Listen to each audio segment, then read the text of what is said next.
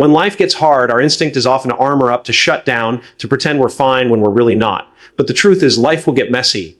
It will test us, stretch us, and sometimes even bring us to our knees. And in those moments, staying strong isn't about having all the answers or keeping it all together. It's about allowing ourselves to be human. It's about learning that strength is found not in pretending to be unbreakable, but in showing up when we feel broken. Staying strong means daring to feel the weight of our pain while still choosing to stand. It means letting ourselves be seen even in our most vulnerable moments and trusting that courage isn't the absence of fear. It's moving forward with fear in our hands. When we can do that, we discover that resilience is not some extraordinary gift for the lucky few, but a practice, a choice, and a way of being. And in the hardest seasons of life, that choice, our choice to keep showing up, is where our true strength lies. Life has a way of humbling us, doesn't it? No matter how much we plan, no matter how carefully we organize our days, no matter how much we try to build a safe and steady life, there are moments that come along and knock the wind right out of us. Sometimes it's a phone call in the middle of the night. Sometimes it's the loss of a job you thought was secure. Sometimes it's a relationship you believed would last forever, suddenly unraveling. And sometimes it's simply the exhaustion of carrying too much for too long. In those moments, it feels almost impossible to stand tall. It feels like the weight of the world is pressing down on your chest. And no matter how deeply you try to breathe, you can't quite catch your breath. Acknowledging that life gets hard isn't weakness. It's truth. It's the most honest way we can start the conversation about resilience. Because when we pretend that life should always be smooth, always joyful, always predictable, we set ourselves up for shame and disappointment when the inevitable happens. Struggle is not a detour from the human experience. It is part of the map. Every single one of us, no matter who we are, will face valleys as much as we face peaks. And the sooner we accept that, the sooner we can learn to walk through those valleys with grace, courage, and even a little bit of hope. Think about it. When you look back on the most meaningful moments of your life, were they the perfectly polished days? The days where everything went according to plan, where you felt untouchable and secure? Probably not. Most of the time, the moments that shape us, that deepen us, that reveal who we are the moments where we were tested. It's the heartbreaks, the setbacks, the unexpected turns, and the challenges that force us to see what we're made of. They strip away the surface layers we cling to, our achievements, our titles, our carefully built images, and they leave us face to face with our humanity. And yet, so many of us fight against this reality. We want life to be easy, and when it's not, we start to question ourselves. We wonder if we've done something wrong, if maybe we're not good enough, strong enough, or smart enough to have avoided the struggle. But the truth is, struggle doesn't come because you failed. It comes because you're alive. To be human is to face pain. To be human is to wrestle with uncertainty.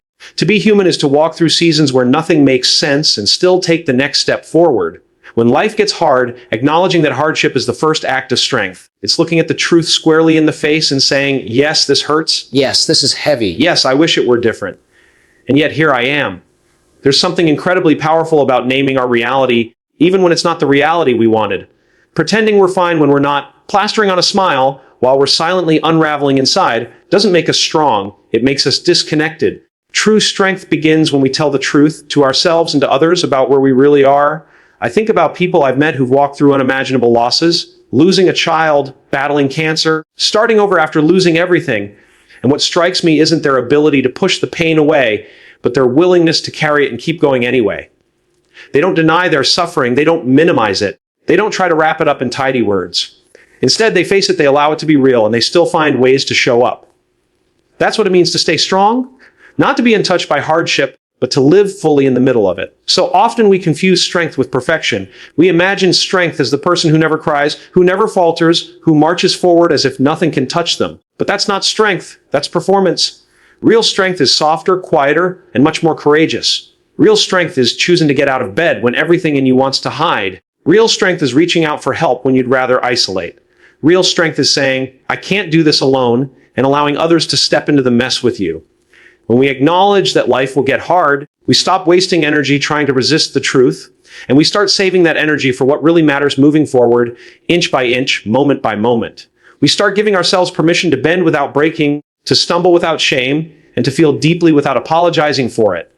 And in that space, we discover that the very struggles we once thought would destroy us can actually become the ground where our resilience grows roots. That's the paradox of hardship. It feels like the end of us, but often it's the beginning of something deeper. Not something we would have chosen, not something we would have planned, but something that teaches us about who we are, what matters most, and how much we can endure. And acknowledging that truth, that life will inevitably get hard, and that it's not a sign of weakness when it does, is the foundation of staying strong. We live in a world that loves to sell us this illusion of strength as being flawless, unshaken, and always in control. We're told, whether directly or indirectly, that if we want to be seen as strong, we can't show cracks, we can't show doubt, and we definitely can't let others see us stumble. But that's a myth that robs us of our humanity. Strength isn't about being untouched by pain. It isn't about holding it all together all the time. It's about what we choose to do with ourselves in the middle of the storm. It's about showing up fully even when life feels unbearably heavy, even when nothing looks polished, and even when you feel like you're hanging on by a thread. Think about it this way: if strength was defined as perfection, none of us could claim it. Because no matter who you are, no matter how successful, talented, or disciplined, life has a way of cracking you open. There will always be moments when the image you've built of yourself collides with the messy truth of being human. And in those moments, the greatest act of strength is not pretending that you're okay. It's daring to stay present in the reality of what is happening. Strength is less about standing tall without wobbling and more about keeping your feet on the ground even as they shake. It's easy to misinterpret resilience as some kind of immunity to struggle. We see people who appear to navigate hardship with grace, and we assume they must have something we don't. But if you listen closely to their stories, if you really pay attention, you'll notice a pattern. Their strength didn't come from avoiding pain, it came from walking right through it. They didn't hold themselves back from grieving, doubting, or feeling scared. They allowed all of that to exist, and still they kept going. That's the kind of strength that transforms lives, the kind that doesn't depend on denial, but on presence. When you look at your own life, you'll notice that the moments you've been proudest of yourself probably weren't the moments you looked perfect to the outside world. They were the moments you kept showing up when it would have been easier to quit. They were the mornings you forced yourself to take one more step, the conversations you had even though your voice shook, the risks you took even though your knees trembled. Those moments matter far more than any illusion of control. Because real strength doesn't require us to erase our fears or our flaws. It asks us to carry them with us and keep moving. The challenge is, we've been conditioned to hide our struggles. We hear phrases like stay strong, and we interpret them as don't let anyone see you fall apart. But staying strong doesn't mean silencing your emotions or pretending the pain isn't real. Staying strong means being brave enough to tell the truth about your experience and still showing up in the middle of it. It's the courage to be seen as you are, rather than waiting until you're polished and perfect to step into the room. There is something profoundly powerful about someone who can admit, this is hard. I don't have all the answers. I'm scared, I'm hurting, but I'm here. That kind of honesty doesn't diminish strength. It defines it, it shows the world, and more importantly, it shows yourself that your worth isn't tied to appearing unshakable. Your worth is tied to the simple act of continuing to show up when it would be easier not to. Sometimes we think strength is about how much we can carry without anyone noticing the weight. But real strength is actually about acknowledging the weight and choosing to keep walking. It's not about denying that we're tired, it's about admitting our exhaustion and still taking the next step. And it's not about doing it alone, it's about having the courage to reach out and let someone else walk beside us when the load gets too heavy. If we redefine strength as perfection, we'll spend our entire lives chasing an illusion and hiding when we fall short. But if we redefine strength as presence, showing up fully in the midst of struggle, then strength becomes something that every one of us can access. Because presence doesn't require perfection, it only requires honesty. And when we choose honesty over performance, when we allow ourselves to be seen in all our messiness and still keep showing up, that's when we discover what real resilience looks like. What makes us strong isn't a flawless mask, it's our willingness to stand in our own imperfection and say, this is me, and I'm still here. It's not the absence of struggle, but the decision to live fully in the middle of it. And when we show up like that, even in our most fragile seasons, we prove to ourselves again and again that strength is not about perfection at all, it's about presence. When we think about resilience, we often picture toughness, grit, the ability to power through challenges without flinching. But resilience isn't about putting up walls or pretending to be invincible. Resilience is actually built in the moments when we allow ourselves to be vulnerable. Vulnerability is the soil where courage grows. It's the doorway through which we walk to discover what strength really means. And yet, for so many of us, it feels terrifying to let down our guard. We've been taught that vulnerability is weakness, that it's something to hide, that it makes us fragile. But the truth is, vulnerability is the exact opposite of fragility. It's the very thing that allows us to bend without breaking. Think about the times when you've connected most deeply with another person. Chances are, those moments didn't come from polished perfection or neatly tied stories. They came from raw honesty, from someone saying, I'm struggling, or I don't have it all together, or I need help. It's in those tender, unguarded spaces that we discover we're not alone. And that connection is what gives us the courage to keep moving forward. When we're willing to be vulnerable, we open ourselves to support, to empathy, to love. And those things are what sustain us when life gets hard. The irony is, we think that putting on armor will keep us safe, but it actually isolates us. When we walk through life pretending everything is fine, when we refuse to let people in, we cut ourselves off from the very resources that could carry us through. Vulnerability may feel risky, but the real risk is trying to go through life without it. Because without vulnerability, there can be no true resilience. Resilience isn't about building walls, it's about building bridges.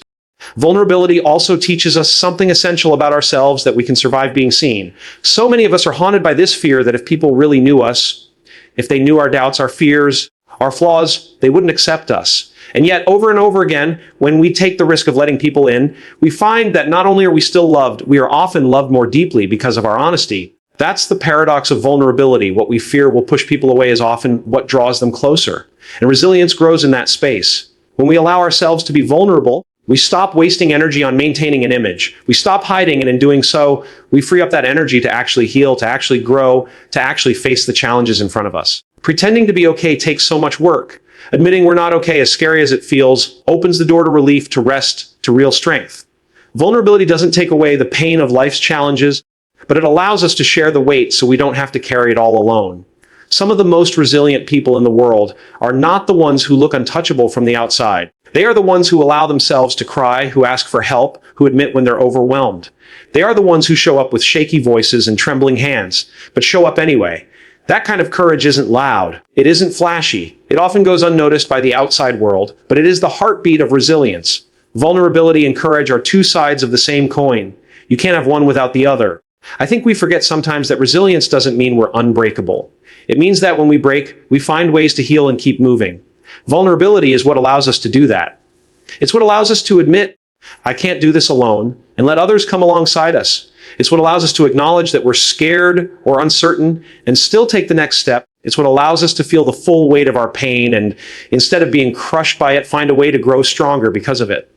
And it's not just about survival. Vulnerability is also what allows us to live fully, even in the middle of struggle. When we're vulnerable, we don't just endure hard seasons, we experience them in a way that deepens us, that teaches us, that connects us more fully to ourselves and to others. Without vulnerability, life becomes shallow. With it, even the hardest seasons can hold meaning. So when life gets hard, the temptation is to armor up, to protect ourselves from feeling too much, from being seen too clearly. But every time we choose vulnerability instead, every time we open ourselves up instead of shutting down, we're not only building resilience, we're practicing the truest form of strength. Because to be vulnerable in the middle of struggle is to say, I trust that even in my brokenness, I am still worthy of love, still capable of courage, still strong enough to keep going. And that is where resilience is born. One of the hardest things about going through tough seasons in life is the way they can make us feel so isolated, like we're the only ones stumbling through the darkness. When you're carrying pain, when you're struggling to make sense of your circumstances, it's so easy to believe that everyone else has it figured out, that somehow you're the one who isn't strong enough, that you're the one falling behind. But the truth is, every single person you know has been broken open by life at some point. Every single one of us has scars, doubts, stories of failure and heartbreak. You are not alone in this, even when it feels like you are. There's a kind of relief that comes when we realize we're not the only ones fighting battles. When someone else says, me too, it breaks something open inside us. It's as if a door swings wide, letting in air and light. The shame that whispers, you're the only one, suddenly loses its power. That connection is not just comforting, it's life-giving. We are wired for belonging, and when life gets hard, belonging is what keeps us standing. When you know you're not the only one, you find strength in the shared humanity of it all. It's strange, though, how much energy we spend hiding our struggles from each other. We polish the surface of our lives so that no one can see the cracks, when in reality, those cracks are the very places where connection could grow. We convince ourselves that no one else would understand, that we'd be judged if we admitted how messy things really are. But the irony is that the more honest we are, the more people are drawn to us. Vulnerability creates connection, and connection creates resilience. When you stop pretending and start telling the truth, you invite others to do the same. And suddenly you realize, I'm not walking this road by myself. Think about the moments when you've been comforted the most. They probably weren't times when someone gave you the perfect advice or the clever solution. They were probably the times when someone sat next to you and said, I've been there, or you're not crazy for feeling this way, or simply, I'm with you. Those words, that presence, they don't take away the pain, but they remind us that we don't have to bear it alone. And sometimes that's enough to help us keep going. Life is not meant to be carried in isolation. We aren't built to carry grief, fear, or uncertainty entirely on our own. Yet so many of us try to. We convince ourselves that we'll burden others if we share our pain, or that asking for help makes us weak. But the truth is, connection is not a burden, it's a gift. When you share your story, you're giving someone else permission to share theirs. When you let others in, you're not only lightening your own load, you're reminding them that their struggles don't make them less worthy of love or belonging. And here's the beautiful thing, when you normalize your own struggles, you normalize the struggles of others. You create a ripple effect of honesty and courage. You make it safer for people to tell the truth about their own pain, and that shared truth becomes a foundation for resilience. Because it's not just about surviving your own challenges, it's about realizing that we survive better together than we ever could apart. Sometimes in our lowest moments, what we need more than anything is to hear someone else say, "I've felt that too." To know that our emotions don't make us weak, they make us human. To know that our hardships don't disqualify us from belonging, they actually deepen our capacity to connect. When we realize that everyone is carrying something, it changes the way we see ourselves. We stop seeing struggle as proof that we're failing and start seeing it as proof that we're alive, that we're part of the human story. It's in these shared spaces of struggle that empathy is born. And empathy is one of the most powerful forms of strength we can offer each other. When you've been through pain, you gain a kind of vision, an ability to see the pain of others more clearly. That empathy isn't just a soft sentiment, it's a lifeline. It's the thing that helps us build communities of resilience where no one has to carry their load alone. So often we believe strength means standing alone, but real strength comes from standing together. It comes from saying, "I don't have it all figured out, but I'll walk with you through this." It comes from admitting that life is messy and unpredictable, and that none of us are immune to suffering. When we embrace that truth, when we stop pretending and start connecting, we find out that we're not nearly as alone as we thought. And that realization itself can be the thing that saves us. When life feels unbearably heavy, when we're in the middle of a season of loss or disappointment or failure, it's so easy to slip into the belief that these struggles are proof of our weakness. We start telling ourselves that if we were stronger, if we were smarter, if we were better, we wouldn't be here. That voice of shame can be so loud. It convinces us that our pain disqualifies us, that it's evidence we're not enough. But what if we looked at it differently? What if we began to see our struggles not as evidence of our weakness, but as invitations to courage and growth? What if the hardest seasons weren't signs that we're failing, but opportunities to rise into something deeper and stronger than we ever imagined? Struggle has a way of stripping us down to the essentials. It peels away the comfort of our routines, the illusions we build about control, the layers of identity we wrap ourselves in. And while it's painful, it's also clarifying. When everything falls apart, we're forced to ask ourselves what really matters. Who am I when I don't have the success, the stability, or the certainty I used to lean on? These questions aren't easy to face, but they are the birthplace of growth. They bring us into direct contact with our true selves. So much of life is about reframing how we see the challenges in front of us. Failure doesn't mean you're broken. Heartbreak doesn't mean you're unworthy.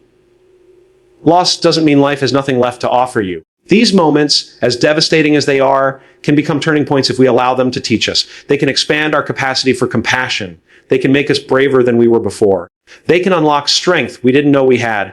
Courage isn't something we find in the absence of struggle. It's something that is shaped inside of it. I think of the word invitation, because that's really what struggle is.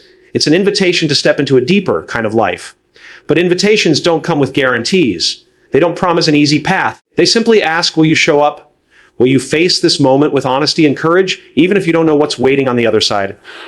It's terrifying, yes, but it's also transformative, because when you accept the invitation to courage, you find that you're capable of more than you believed. The people who inspire us most are rarely the ones who never fell down. They're the ones who fell, sometimes over and over again, but kept rising. They're the ones who took their failures and turned them into wisdom. They're the ones who looked at their scars not as disfigurements, but as proof of survival. That's what courage looks like. Not perfection, not unbroken strength, but the willingness to rise again and again, no matter how many times life knocks you down. And here's the thing, growth doesn't always feel good. Sometimes growth feels like breaking apart. Sometimes growth feels like losing pieces of yourself you thought you couldn't live without. But in that breaking, there's also rebuilding. You learn what's truly worth holding on to. You discover that the things you once thought defined you, the job title, the relationship, the approval of others, don't actually tell the full story of your worth. You realize that you are more resilient, more adaptable, and more whole than you ever gave yourself credit for. We don't grow when everything is easy. We don't grow when we're comfortable and safe and certain. We grow when life disrupts us, when it pushes us out of the familiar, when it challenges the stories we've been telling ourselves. Struggles may look like obstacles, but they're also opportunities. They are moments where we can choose to surrender to despair or choose to rise into courage. And that choice, though small and quiet, changes everything. Seeing struggle as an invitation doesn't mean romanticizing pain or pretending we're grateful for suffering. It simply means acknowledging that, within the mess, there is also the possibility of becoming, that we can let hardship harden us into bitterness, or we can let it carve us into something stronger, something softer, something more alive. It's not about pretending we're glad for the hurt. It's about choosing to believe that the hurt can be redeemed, that it can shape us into people who are wiser, kinder, braver. Every challenge carries with it the seed of transformation, but it's up to us to decide whether we'll let it take root. And every time we choose to see our struggles as invitations instead of condemnations, we reclaim our power. We remind ourselves that while we may not control the storms of life, we always have the ability to choose how we'll respond. We can choose courage over fear, growth over despair, resilience over defeat. And in that choice, we begin to see that our struggles are not the end of our story. They're the place where our story begins again.